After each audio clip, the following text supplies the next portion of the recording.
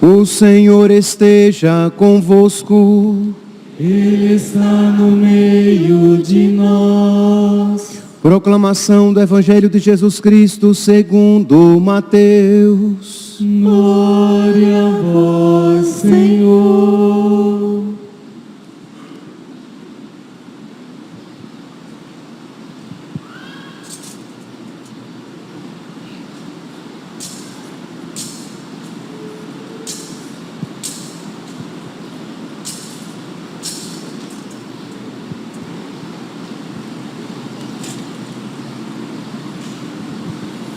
Naquele tempo, Jesus começou a mostrar a seus discípulos que devia ir a Jerusalém e sofrer muito da parte dos anciãos, dos sumos sacerdotes e dos mestres da lei, e que devia ser morto e ressuscitar no terceiro dia.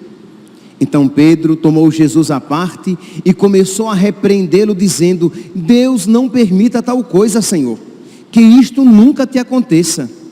Jesus, porém, voltou-se para Pedro e disse: vai para longe, Satanás.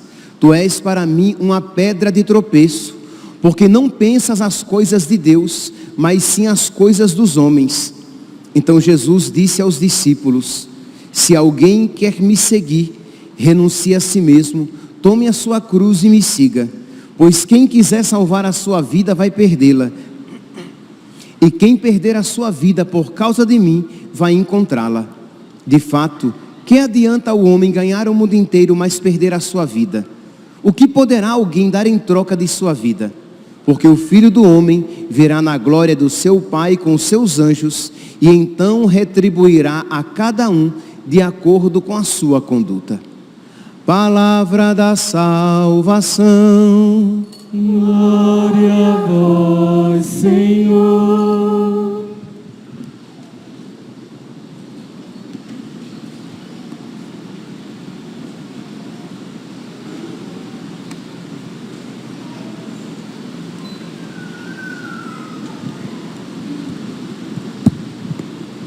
Caríssimos irmãos e irmãs, estamos celebrando o 22º domingo do tempo comum.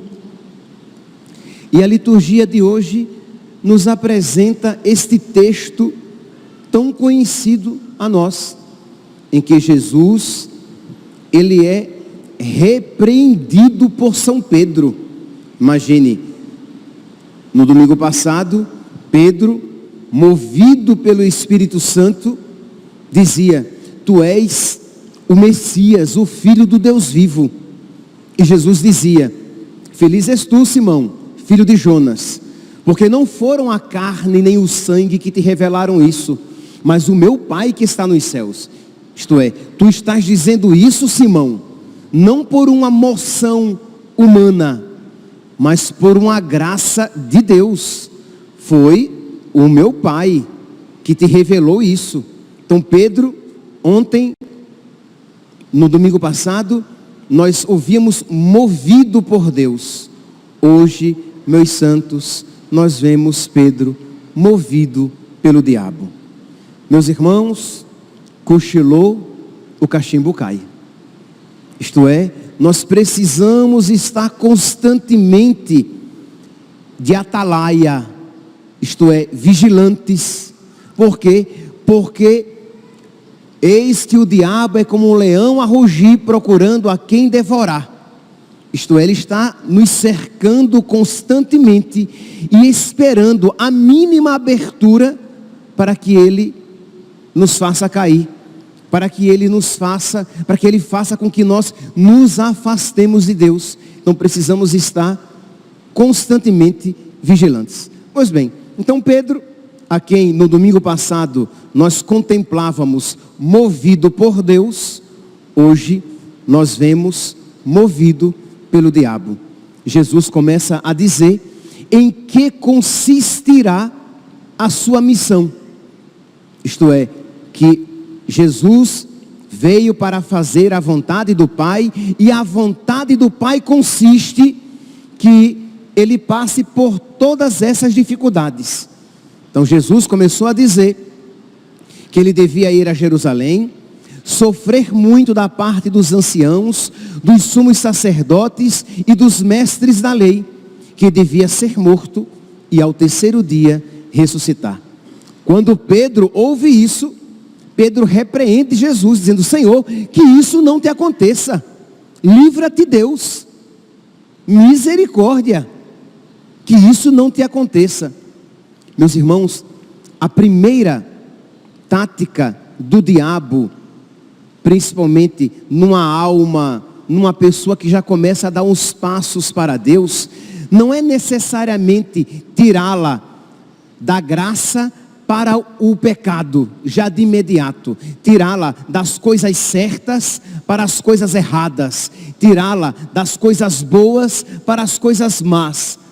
Mas, de início, ele se dá por satisfeito de tirar você da vontade de Deus para colocar você nas suas vontades, mesmo que elas não sejam más, mesmo que a sua vontade não seja errada, mas quando você sai da vontade de Deus, você já deixa de usufruir de todos os benefícios de estar na graça de Deus, de estar na vontade de Deus.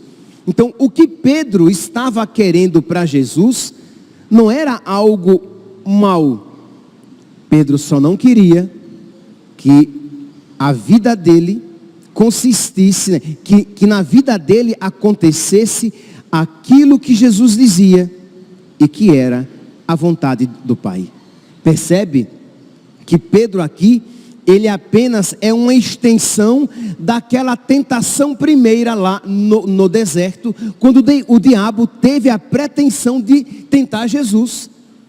E quando o diabo tentou Jesus, ele não tentou Jesus querendo que Jesus fizesse coisas erradas, mas o diabo lá no deserto queria apenas que Jesus se afastasse da vontade do Pai.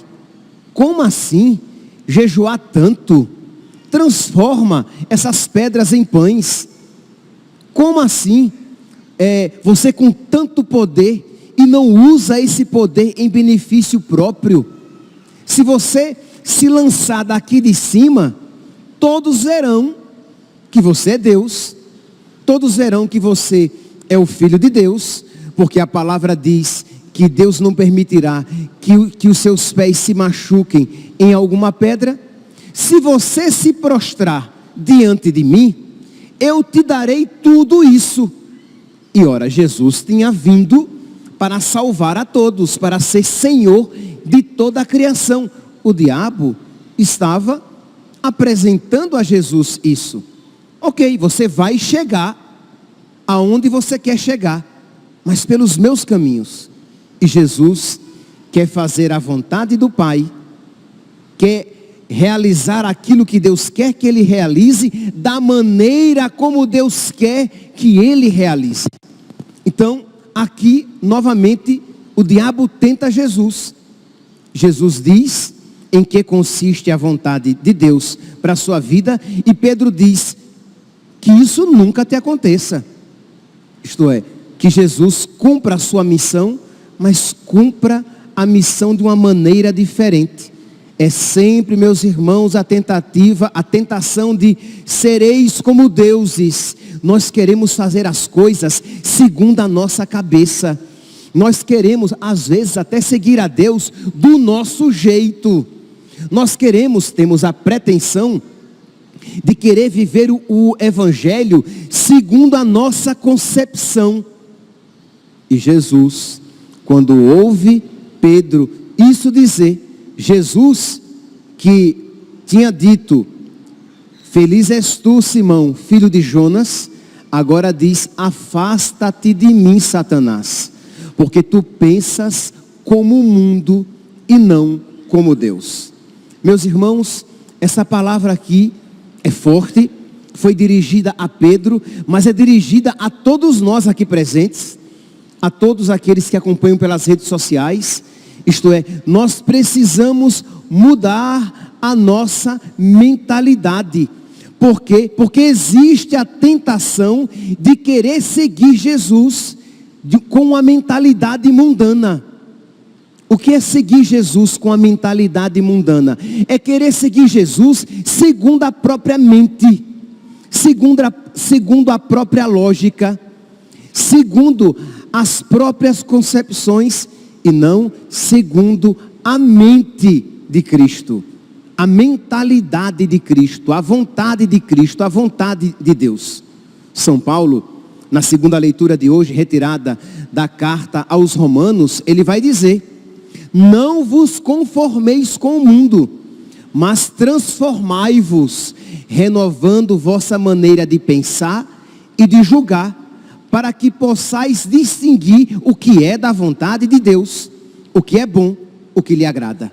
Isso faltou a Pedro. Ele não estava distinguindo a vontade de Deus. Ele não sabia aquilo que agradava a Deus, aquilo que é bom.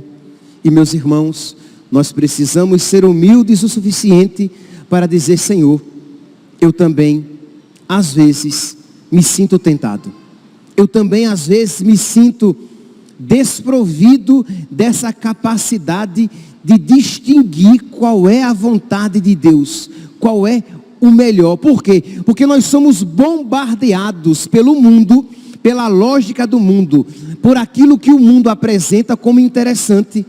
E aí nós queremos conciliar, não poucas vezes, não são poucos os cristãos católicos que querem conciliar luz e trevas, que querem conciliar Deus e o demônio, que querem acender uma vela para Deus e outra para o diabo, que querem ir à igreja, querem andar com um terço na mão, com um dizer bíblico na camisa, com a medalha de Nossa Senhora, com o escapulário, com a medalha de São Bento, mas concomitantemente, ao mesmo tempo em que vai para a igreja, em que faz a quaresma de São Miguel, em que anda com a medalha de São Bento, a medalha milagrosa, o escapulário, o terço na mão, ao mesmo tempo quer ter uma vida mundana e não quer ser perturbado em sua consciência. E quando alguém, o padre ou um amigo, diz que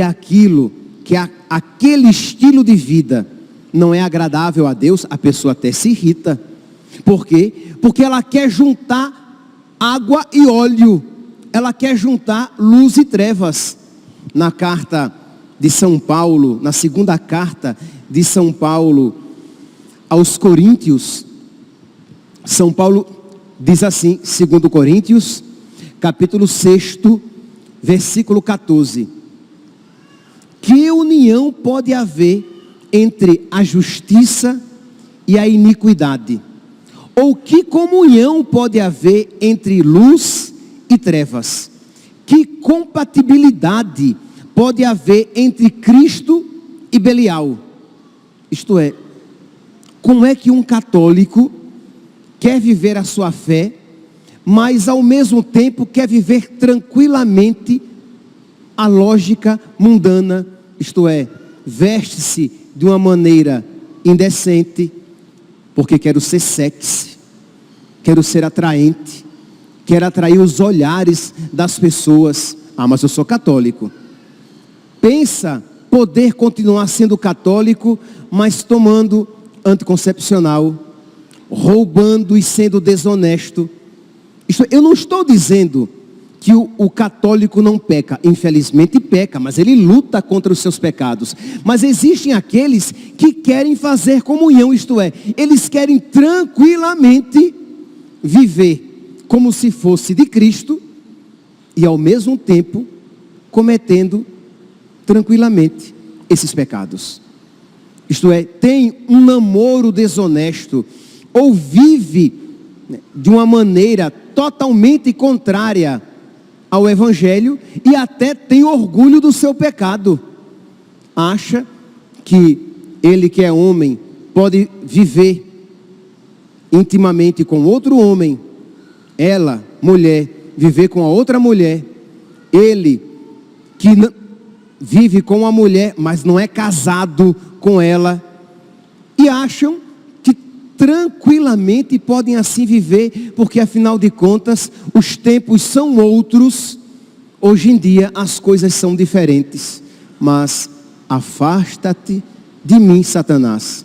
Tu pensas como os homens e não como Deus. Renovai. Não vos conformeis com o mundo, transformai-vos, renovando a vossa maneira de pensar e de julgar, para que possais distinguir o que é da vontade de Deus, isto é, o que é bom, o que lhe agrada, o que agrada a Deus, o que é perfeito. Meus irmãos, quando eu digo isso, eu não estou querendo colocar um peso, um fardo sobre vocês, mas eu estou mostrando a doença para que você suplique a Deus a cura. Para que você, então, que se sente tentado a ter comunhão com coisas mundanas, que você peça a Deus a força para largar. Que você peça a Deus a graça de não ter comunhão com o diabo e com a lógica mundana, para que Deus afaste do seu coração a tentação de seguir Jesus com a mentalidade segundo o mundo.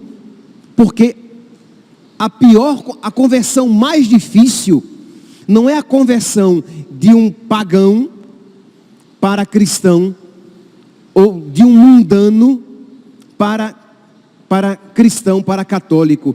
A pior conversão é a do católico mundano para católico de verdade. Católico mundano é apenas uma expressão para que vocês compreendam, porque se ele é mundano, ele não é católico, mas é aquele que vai à missa, é aquele que tem palavras de oração na boca, mas para quem se poderia dizer, ele me honra com os lábios, mas o seu coração está longe de mim. É aquele que tem o escapulário bonitinho no peito, mas que vive segundo o mundo e não se inquieta e não perturba a sua consciência, porque ele acha que ele pode conciliar as duas coisas. Meus irmãos, necessário vos é nascer de novo. Aquilo que Jesus disse a Nicodemos, lá no capítulo 3 de São João, se aplica a todos nós, mas de uma maneira muito especial, àquela pessoa que é regida pela mentalidade do mundo, que é regida pelos pensamentos do diabo. E aqui, quando isso eu falo, não fique pensando nos pecadores horrorosos e que se dizem católicos. Pense em você.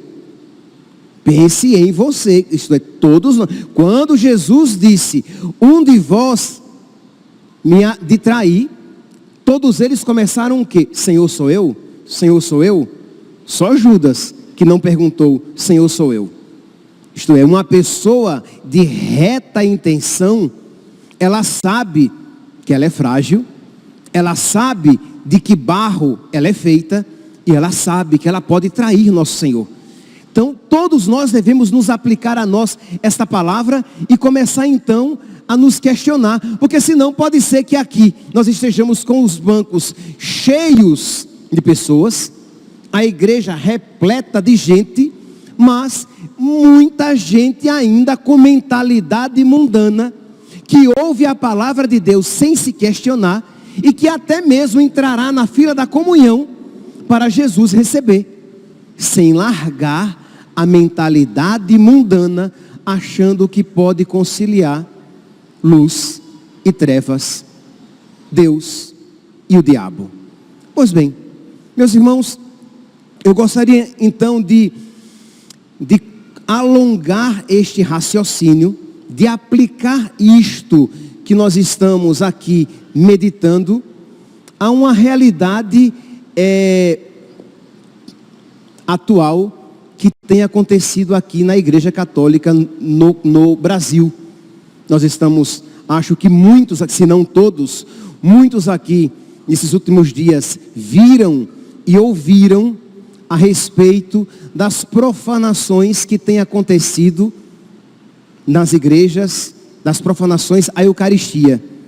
Igrejas invadidas, sacrários arrombados, Eucaristias roubadas, pisadas, espalhadas no chão, pessoas não cristãs recebendo a Eucaristia e levando-as consigo sem que nós soubéssemos o que com ela será feito. Isto é, uma pessoa não cristã. Nós vimos nesses últimos dias a respeito de um sheik, de um muçulmano, que entra na fila da comunhão, pega Jesus, recebe Jesus e sai. E nós não sabemos o que foi que com a Eucaristia ele fez. E tantos outros acontecimentos de profanações, de realidades que ofendem nosso Senhor e que têm acontecido na igreja. Então, meus santos, é importante, é providencial que nós façamos reparação. Então hoje, neste domingo, nós estamos também rezando nesse sentido de fazer reparação, de fazer um desagravo por aqueles atos de ofensas feitos a Jesus na Eucaristia. Até uma fiel trouxe essas flores aqui como sinal do seu desejo de reparação. Estão aqui aos pés do altar. Muito bem. Então nós iremos fazer reparação. Nós iremos fazer reparação participando devotamente desta Santa Missa. Nós iremos fazer reparação ouvindo a palavra de Deus e piedosamente nos esforçando para colocá-la em prática. Nós iremos fazer reparação recebendo a Eucaristia e não saindo correndo às pressas desesperadamente para casa, mas rezando, fazendo uma ação de graças pela Eucaristia recebida. Nós iremos fazer reparação hoje à tarde, a partir das 5 da tarde, o Santíssimo será exposto. E eu convido vocês, que convidem outras pessoas católicas, para que venham para adorar Jesus, para fazer reparação, para dizer, né? Meu Deus, eu creio, adoro, espero e amo-vos. Peço-vos perdão por aqueles que não creem, não adoram, não esperam e não vos amam. Então nós iremos fazer esse ato de desagravo. Isto é, nós iremos amar por aqueles que não amam, não só não amam, mas ofendem. Nós iremos tentar com o nosso amor reparar, já que o próprio Senhor diz que o amor, ele apaga uma multidão de pecados. Então isso é importante. Nós como católicos que cremos que a Eucaristia é o corpo, sangue, alma e divindade de nosso Senhor, nós não podemos ver isso e simplesmente seguir em frente como se isso não dissesse respeito a nós de alguma maneira. Nós não podemos, como católicos, agir de uma maneira indiferente. Mas se a ofensa foi feita ao nosso Deus, se a ofensa foi feita a nosso Senhor, nós queremos, como servos fiéis, católicos, nós queremos fazer um pequeno ato de reparação. Mas, meus irmãos, é triste, eu estou sendo claro, né?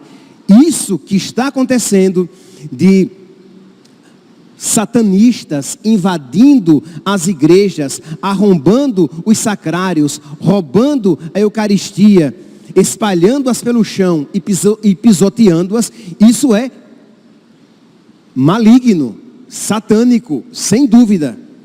Isso é horroroso. Mas duas coisas podem fazer despertar no nosso coração. Primeiro, é interessante, né? Que de uma maneira contrária, mas eles acreditam na presença real de Jesus na Eucaristia. Porque se eles invadem as igrejas para arrombar os sacrários, pisar a Eucaristia e levá-la para cultos satânicos, é porque eles creem que não é um pedacinho de pão. Eles sabem que é o corpo, sangue, alma e divindade.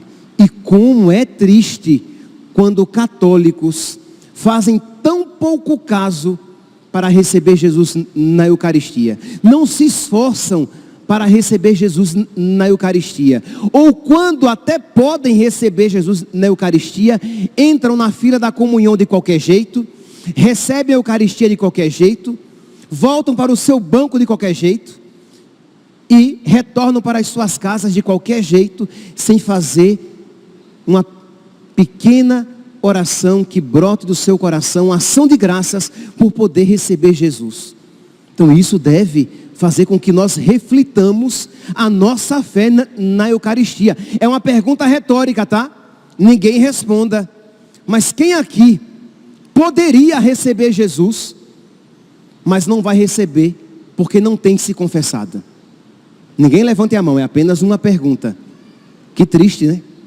Você que pode receber Jesus, mas que por preguiça, por sem vergonhice sua, por uma fé rasteira e fajuta, você não se esforça por receber a Eucaristia. Mas eu tenho certeza que se eu dissesse que daria 10 mil reais a você, se você viesse à igreja hoje às 5 da manhã, haveria uma fila imensa aqui, todos querendo receber 10 mil reais. Mas ficar na fila da confissão até, é verdade, começa às 7 e vai até meio-dia. Tem sido assim todos os domingos. É muito tempo. Mas se fosse para receber dinheiro, você viria. Se fosse para ter uma cara nova, você que acha sua cara amassada, feia, enrugada, nariz troncho, pele flácida, se fosse para ter uma cara nova, você ficaria na fila para receber uma cara nova, que no fim das contas depois vai envelhecer, apodrecer e virar pó. Mas você viria pela beleza, pela saúde, pelo dinheiro. Mas por Jesus, você não está disposto a sacrificar um pouco do seu tempo. Não é triste? Imagine, meus santos, graças a Deus, por misericórdia de Deus, nós temos aqui condições, porque temos padres para isso, nós temos condições de deixar a confissão à disposição dos fiéis todos os dias. De segunda a sábado, se você chega aqui às 6 da manhã, tem confissão. Padre, mas eu não posso, é muito cedo, eu trabalho. Mas você pode vir no domingo. As confissões começam às 7 da manhã e vão até meio-dia. Padre, mas no domingo eu quero dormir até um pouquinho mais tarde. Tá bom. Então você pode vir à tarde. As confissões começam à tarde, às 5 da tarde e vão até às 9, 9 e meia, 10 da noite. Mas eu não tenho tempo. Tá bom, você vai ter tempo de ir para o inferno, já que você não tem tempo para Deus. Porque você percebe, né? É uma profunda má vontade. Porque que no fundo reflete o quê? Uma profunda falta de fé. Porque eu não quero me esforçar para receber o alimento que não passa. Não é assim que Jesus diz no capítulo 6 de São João? Esforçai-vos para receber aquele alimento que não passa. Já que a gente vive se esforçando para alcançar o alimento que passa. A gente se esforça para trabalhar e receber dinheiro no final do mês. E não está errado não, tá? Mas a gente se esforça. Se esforça para manter a saúde equilibrada. E tá bom, tá correto. Mas tudo isso passa. Caixão não tem gaveta, mortalha não tem bolso. Você não vai levar nada no final das contas, das coisas materiais. A sua saúde um dia vai acabar. Você vai morrer ou de doença, ou de morte matada, né? Ou de morte morrida, ou de morte matada. Ou vai envelhecer e morrer, ou alguém vai matar você, vai sofrer um acidente, vai morrer.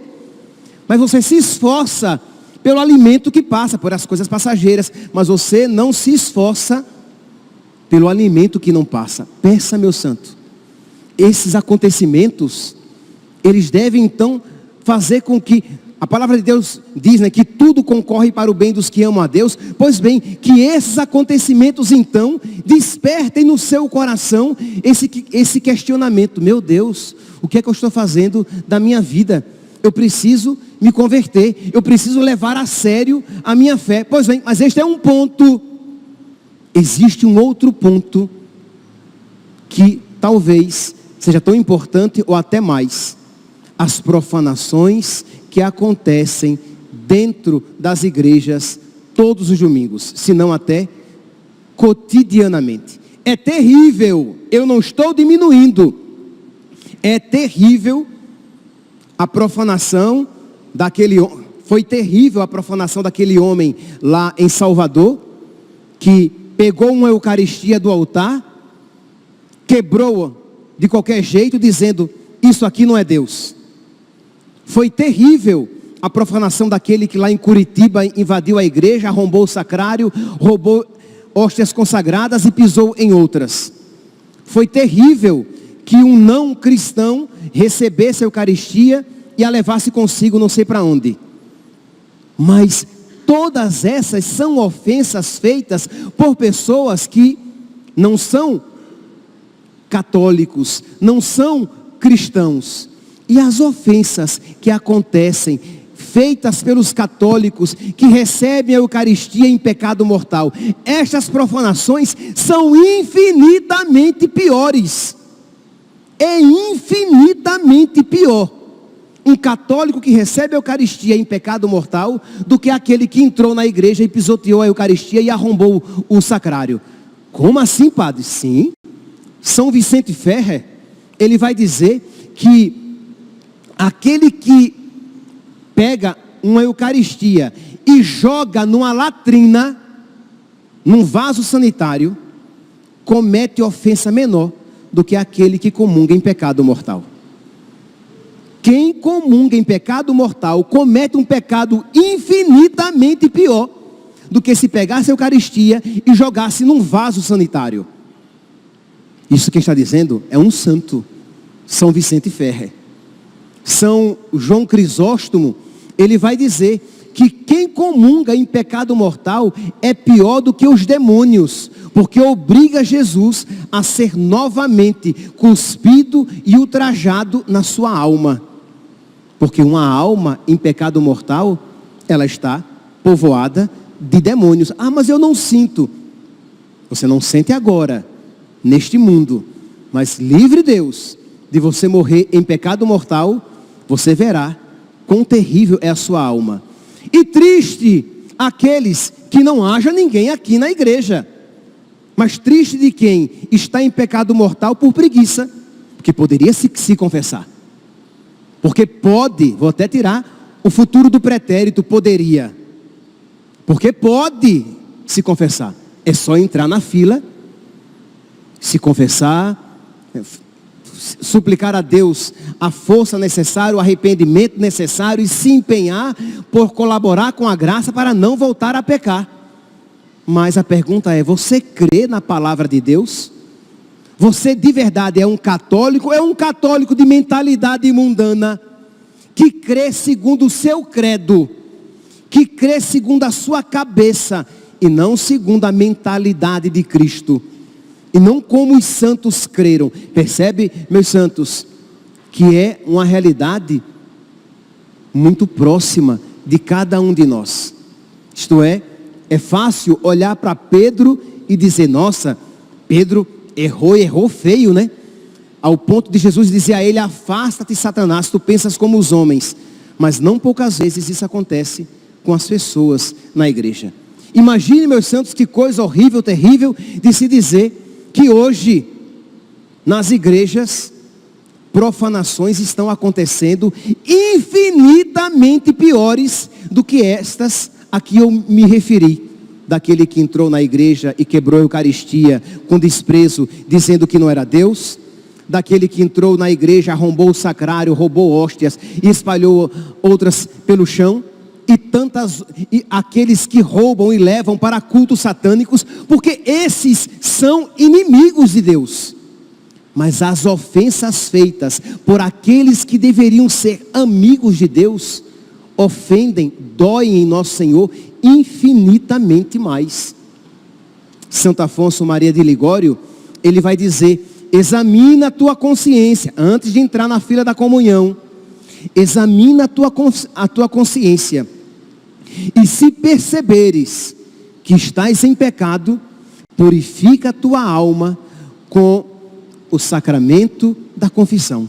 Isto é, você examinou, você viu que você não está preparado, você vai primeiro se confessar. Ah, padre, mas eu estou sentindo que Jesus está me chamando para comungar. É o diabo que está chamando você para comungar. Se você está em pecado mortal, é o diabo quem está chamando você para comungar, não é Jesus. Por quê? Porque uma pessoa em pecado mortal, que recebe a Eucaristia, ela ofende a Nosso Senhor muito mais do que toda e qualquer profanação feita pelos pagãos. Agora, meus santos, imagine, eu estou falando dos fiéis, hein? Imagine os padres que celebram em pecado mortal. É muito pior. Se isso se aplica aos leigos, se aplica muito mais em relação aos padres. Santa Teresa d'Ávila, uma vez vendo um padre em pecado mortal celebrando, ela que tinha a graça de ver a alma das pessoas, ela viu que aquele padre estava em pecado mortal e estava celebrando.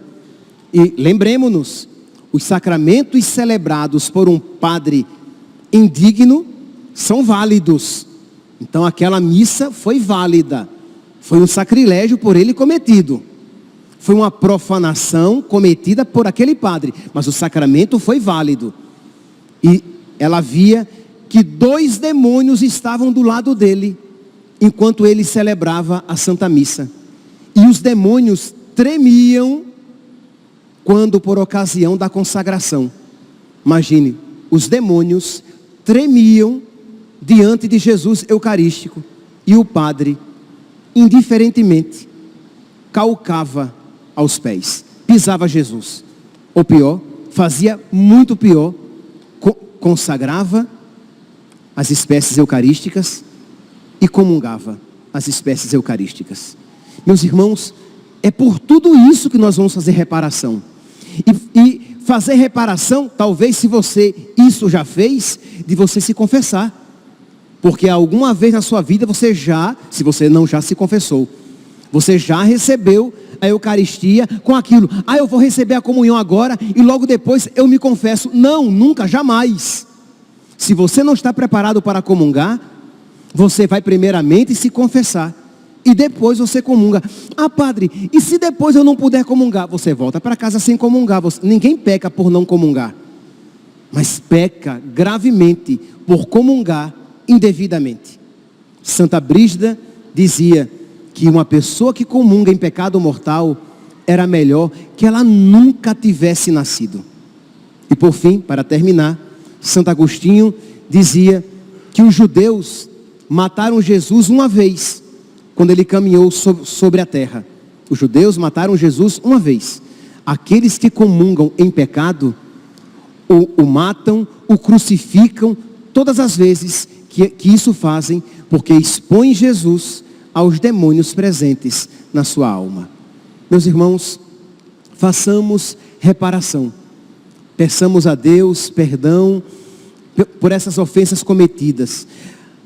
Demonstremos, amemos a Deus de uma maneira maior, para que a caridade, ela apague essa multidão de pecados, mas sabendo por que é que estamos rezando. Estamos fazendo reparação, não apenas por essas profanações que os inimigos de Deus fazem, mas queremos também fazer reparação por aqueles que deveriam ser amigos de Deus e como inimigos do Senhor se comportam. Muitos católicos dentro das igrejas e até padres em cima do altar. Então, meus irmãos, ouçamos esta palavra, participemos devotamente. Aqueles que podem, dobremos com toda a reverência os nossos joelhos na consagração.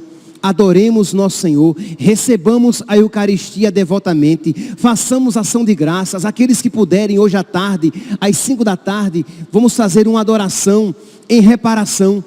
Mas sabendo, meus santos, que estamos fazendo reparação por todos estes pecados cometidos, por todas estas profanações realizadas, inclusive cotidianamente, dominicalmente, nas igrejas, quando as pessoas acham que estão prestando um culto a Deus, mas que na verdade estão ofendendo nosso Senhor.